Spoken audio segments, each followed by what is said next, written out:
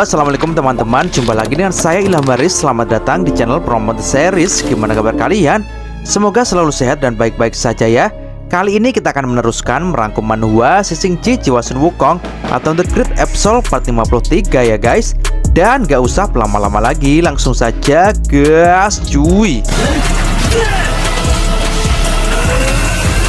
Di episode sebelumnya diperlihatkan kakek naga Gulong yang telah membangkitkan kekuatan aslinya. Hal itu untuk menuruti permintaan Yuanji yang saat ini sedang terluka. Ledakan besar pun terjadi akibat adu kekuatan sang naga kuno dan sang Raja Agung. Dan kini mereka berdua pun masih saling menekan satu sama lain.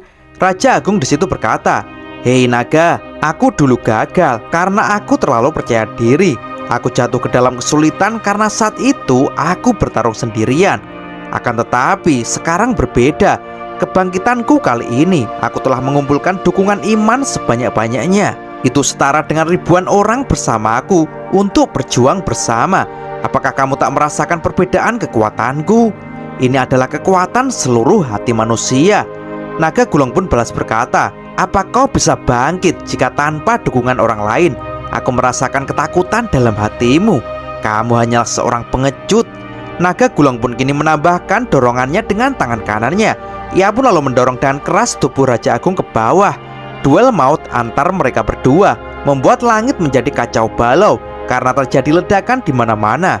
Naga Gulong lalu berkata, "Hei, biarkan aku melihatnya. Seberapa kuat kekuatanmu setelah kau mengemis bantuan pada orang-orang di dunia." Naga Gulong pun kini melayangkan pukulannya dengan kuat dari tangan kirinya. Dan mak jelep. Dengan keras pukulan itu mengenai perut Raja Agung dengan telak, membuat Raja Agung pun mengerang kesakitan, hingga unsur kekuatan merah pekatnya pun keluar dari perutnya itu. Naga Gulong pun lalu berteriak, "Haha, sedikit demi sedikit kekuatan kepercayaanmu keluar. Bagaimana bisa kau menghentikan raungan nagaku, ha?"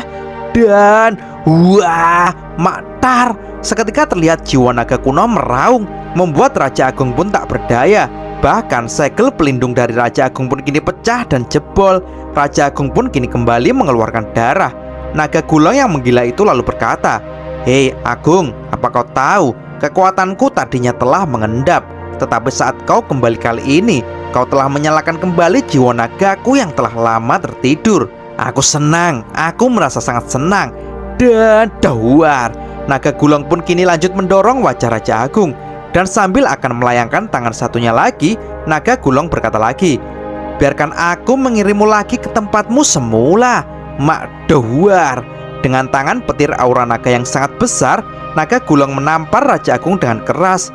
Raja Agung pun kini sekali lagi dibuat terlempar. Di sisi lain, Yuanji pun kini mulai tersadar. Ia pun kebingungan dengan apa yang barusan terjadi. Ia lalu memeriksa tubuhnya dan ia mendapati bahwa luka di tubuhnya saat ini sudah pulih. Dan kini ia pun dikejutkan dengan sesuatu, karena pada saat ini terlihat langit sangat kacau, ledakan dan petir di mana-mana. Melihat hal itu, Yuanji pun lalu berkata, "Wow, fenomena langit yang berantakan ini, bukankah ini akibat dari kekuatan kakek naga kuno?" Kembali ke Raja Agung, terlihat kini ia pun melakukan gerakan memutar. Ia lalu meletakkan kedua tangannya di dadanya sambil menjawab perkataan Naga Gulong, "Aku tidak akan kembali ke tempat itu. Aku tidak akan pernah gagal lagi." Iya, mak jret-jret. Raja Agung pun menempelkan kedua telapaknya ke dada Naga Gulong. Seketika keluar listrik merah dari tangannya. "Khususnya, aku tak akan gagal di tanganmu," teriaknya. Dan mak blar. Raja Agung pun mengeluarkan ledakan yang dahsyat ke dada Naga Gulong, membuat darah pun muncrat dari punggung Naga Gulong. Dan sambil menahan serangan itu, Naga Gulong pun berkata, "Kau mau menghabiskan darahku ya? Serangan yang sangat bagus. Kini giliranku, mak grep." Naga Gulong pun kini mencengkeram kepala Raja Agung dengan kedua tangannya. Naga Gulong pun langsung mengeluarkan kekuatan petirnya ke mata, hidung, mulut, dan telinga Raja Agung. Dan di situ ia berteriak, "Mari kita lihat siapa yang terlebih dulu tidak kehilangan nyawa. Hahaha, petir naga abadi, rasakanlah." Raja Agung pun berusaha menahan dengan sekuat tenaga. Dengan cepat ia segera merapatkan kedua tangannya. "Sial, pelindungan kekuatan tubuh ilahi," ucapnya. Seketika muncul bola hitam khas dari Raja Agung yang dipenuhi oleh listrik merah. Kekuatan itu pun dengan cepat mengempaskan Naga Gulong. sambil terlempar. Naga Kulong pun berkata, "Hehe, kau berani taruhan ah?" Raja Agung pun kini tampak tenang dengan kedua tangannya yang masih merapat. Ia lalu berkata, "Hei naga, seranganmu memang sangat kuat. Bahkan aku sangat takut. Kamu memang lawan yang tangguh. Namun aku telah melihat kelemahanmu. Tanpa keraguan, kamu akan segera mati di tanganku." Naga Kulong yang marah pun kini sudah mengepalkan kedua tangannya dengan kekuatan es di tangan kanan dan kekuatan api di tangan kiri. Mendengar kata-kata Raja Agung, ia pun kini membalas, "Hehehe, kau akan menang dariku. Apakah ini lelucon?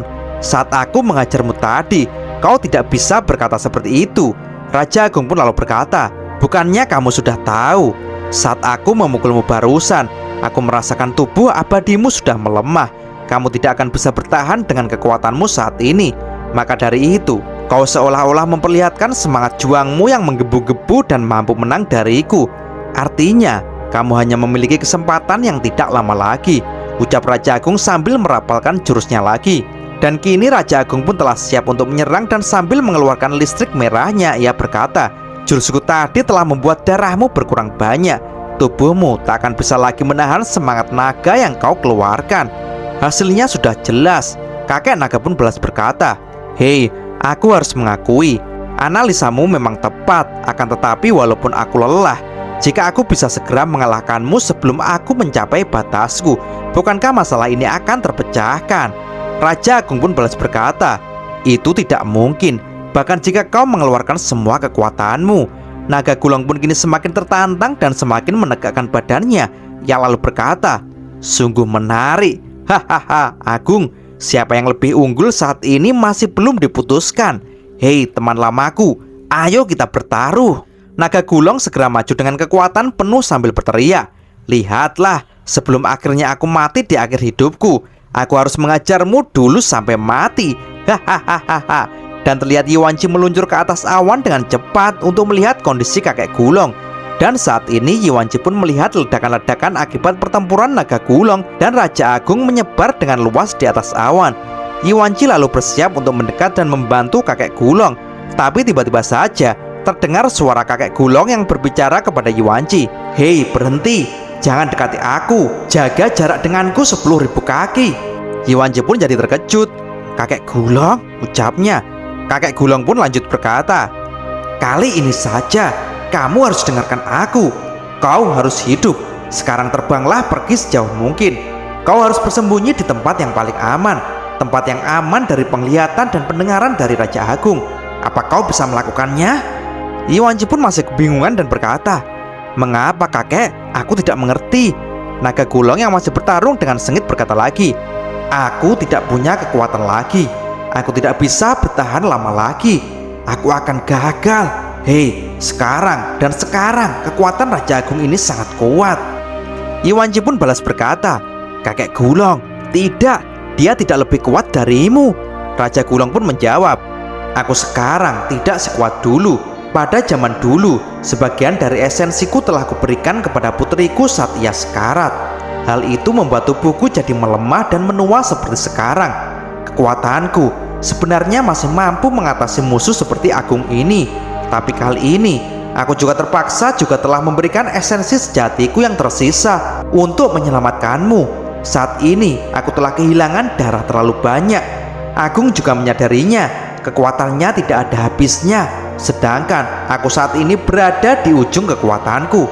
Meskipun saat ini aku masih menang, tapi situasinya sebentar lagi akan segera berbalik. Ini adalah waktu yang tepat untuk kau segera melarikan diri." Mendengar hal itu, Yuanci pun merasa kaget dan terpukul. Ia pun berkata, Tidak akan. Kenapa kakek bertindak bodoh? Kamu jelas tahu bahwa kamu seharusnya tidak menyelamatkanku seperti ini."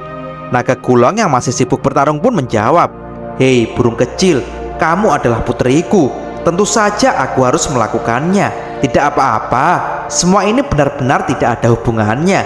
Aku sangat puas dengan apa yang telah kulakukan pada dirimu. Dulu saat di zaman kekacauan, aku sebagai orang tua telah membunuh semua putra-putraku saat aku diselimuti kemarahan. Aku juga telah mengusir satu-satunya putriku yang tersisa. Aku selalu menyesalinya. Kupikir aku akan mati sendirian. Tapi kemudian aku bertemu denganmu. Kamu adalah hadiah terbaik. Tidak ada yang lebih baik dari ini.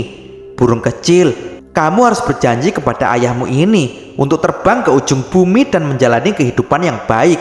Jika kamu bersikeras datang ke sini, itu sama saja dengan menyia-nyiakan darah terakhirku. Kau paham? Pesan dari kakek gulung ini membuat Yuanji pun hanya bisa memandang ayahnya dari kejauhan. Dan ia pun kini sangat sedih. Air matanya pun bercucuran keluar dari matanya yang belok. Yuanji pun hanya bisa berdiri di situ menunggu akhir kehidupan dari sang kakek naga kuno. Langit pun saat ini menjadi gelap gulita, disertai hujan deras dan petir yang menyambar, membuat air laut pun berombak dengan keras. Dan kini terlihat seorang prajurit pun melapor kepada Kaisar Tang. Yang mulia, terjadi bencana di mana-mana di seluruh negeri seperti hampir kiamat. Badai juga pasang surut, banyak gunung-gunung meletus. Sang kaisar pun bertanya, terus berapa banyak korbannya? Prajurit pun menjawab, mungkin puluhan ribu. Beberapa penasihat di situ pun lalu berbincang-bincang, apakah saat ini Raja Naga Laut ada masalah? Tampaknya situasi ini tidak terjadi secara alami. Kaisar Tang pun lalu berteriak dan memberikan instruksi, segera selamatkan para warga sekarang. Cepat evakuasi mereka. Para tentara, buka perbendaharaan untuk penanggulangan bencana. Pastikan bahan makanan segera disalurkan ke semua korban bencana. Berpindah di Istana Naga, fenomena alam yang sangat mengerikan ini membuat semua Raja Naga pun berkumpul. Sudah hari ke-7, Raja Naga Gulung melakukan pertempuran dengan Raja Agung.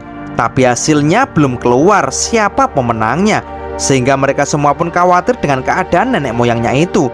Aobing pun kini menemui semua Raja Naga yang telah berkumpul dan ia berkata, "Hei para Raja Naga, aku ingin membahas masalah yang besar ini dengan kalian. Menurut kalian, apakah era kebangkitan ini cocok dengan arah pembangunan suku naga kita?" Para Raja Naga pun menjawab, "Masalah ini sangat sulit untuk dijawab. Kamu juga tahu bahwa cabang dari klan naga kita banyak sekali. Beberapa telah mengikuti hukum agung dan beberapa juga masih belum. Aku tidak punya pendapat."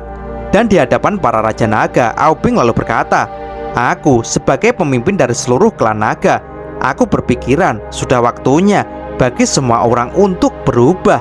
Para Raja Naga pun lalu menanggapi, apakah perubahan ini terlalu mendesak? Menurut Raja Naga yang lain, ini terlalu berlebihan. Ibaratnya seperti menuntut anak berumur 3 tahun untuk mandiri. Raja Naga satunya lagi juga menyuruh Aobing untuk memikirkan jangka panjang atas semua ini. Lagi pula, pertempuran ini belum ada yang menang, ucap mereka. Aobing lalu berkata lagi, "Pemikiran kalian sudah usang. Terus, jika leluhur tertinggi kita kalah dan terbunuh, apakah kalian akan berubah pikiran?" Tetapi kakek naga gulung, apa mungkin dia bisa kalah? Dan kini mereka pun terdiam. Mereka lalu melihat ke langit tempat di mana leluhur mereka bertempur. Tapi tiba-tiba saja Aoling pun melihat sesuatu. Ia lalu berkata, "Semuanya, lihat." Hal itu membuat Aobing terkejut. Demikian juga para naga yang lain. Dan tiba-tiba saja dari awan yang tebal di atas langit itu, kini muncul tubuh naga yang sudah terpotong-potong menjadi beberapa bagian. Aoling pun di situ sangat kaget. "Kakek gulung," ucapnya. Sisik naga pun kini juga rontok dan berhamburan jatuh ke bawah seperti air hujan, disusul dengan potongan tubuh naga yang membuat semuanya pun sangat terkejut. Dan makduar, kini sesuatu yang besar itu menimpa bangunan di situ, membuat bangunan pun hancur dan batunya terlempar kemana-mana. Aobing pun di situ terbelalak melihat hal itu, karena ternyata itu adalah bagian kepala naga gulung yang telah mati.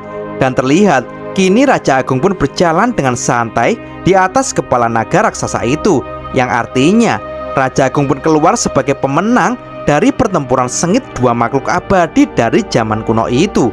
Raja Agung pun kini menatap tajam kepada para manusia naga di depannya dan berkata, "Hai," ucapnya. Hal itu membuat para raja dan rakyat suku naga pun menjadi ketakutan, seakan tak percaya bahwa kali ini leluhur naga terkuat telah dibunuh oleh Raja Agung. Dan sambil menginjak kepala naga gulung, Raja Agung pun berkata, "Hei para naga, kalian semua telah melihatnya. Kepercayaan kalian di masa lalu kini sudah mati." Raja Agung pun kini dengan bangga mengangkat kedua tangannya di hadapan para naga dan berkata, "Semuanya, percayalah padaku. Aku akan membebaskan kalian dari ketidakadilan dan kezaliman. Percayalah padaku." Beri aku kekuatan untuk membantu lebih banyak orang lagi, merubah segalanya menjadi lebih sempurna. Dan cerita pun bersambung. Oke teman-teman, terima kasih sudah nyimak alur cerita kali ini sampai habis. Semoga teman-teman terhibur. Jangan lupa terus dukung channel ini agar terus berkembang ya. Dan sampai jumpa di episode selanjutnya. Assalamualaikum warahmatullahi wabarakatuh.